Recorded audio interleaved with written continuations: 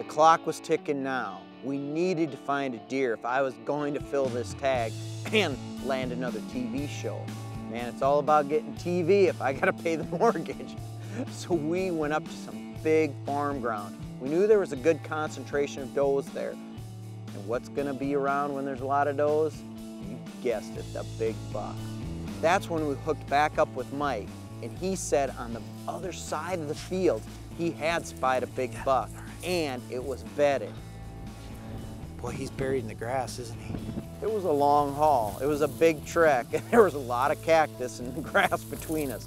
But when we finally got over there and edged up over the top to peek in, sure enough, there were antlers sticking out of the grass.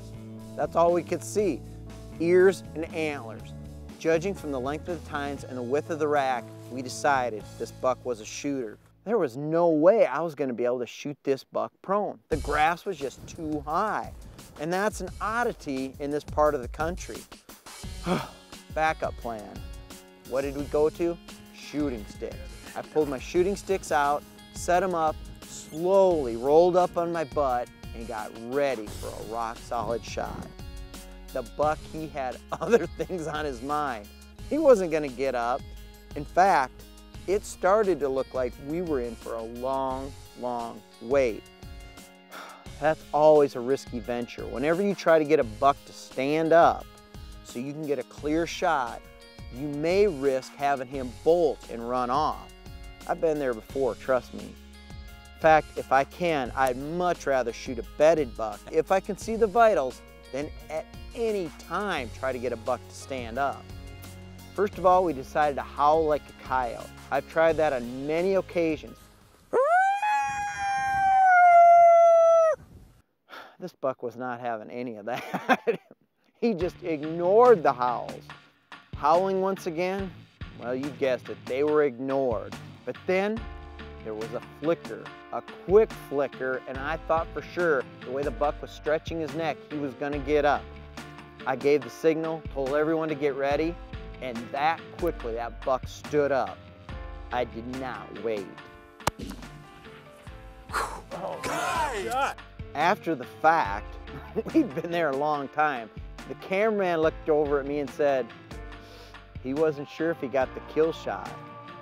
Now, whether it was an equipment snafu or I was too hot on the trigger, who knows? But I can guarantee you that that buck wasn't going anywhere after getting hit with a 180 grain bullet. Oh man, look at that main beam. Woo! All right. Absolutely awesome. Awesome deer. That there is a pretty buck. Look at that. Hey, you were right. He's got really good G3s. He's got world-class 3s. And you said what, 6 inches in between? 5. That's right there. G2s are really nice and white as white can be. That's why a lot of those prairie bucks are, because they're not rubbing on cedars or anything. They'll just rub on posts. No, and even this brush here doesn't stain them up real well. God, that's a pretty buck. I was super happy with the ending of this hunt. And it meant I had one more opportunity to go after the deer again in South Dakota because I still had an open tag in my pocket.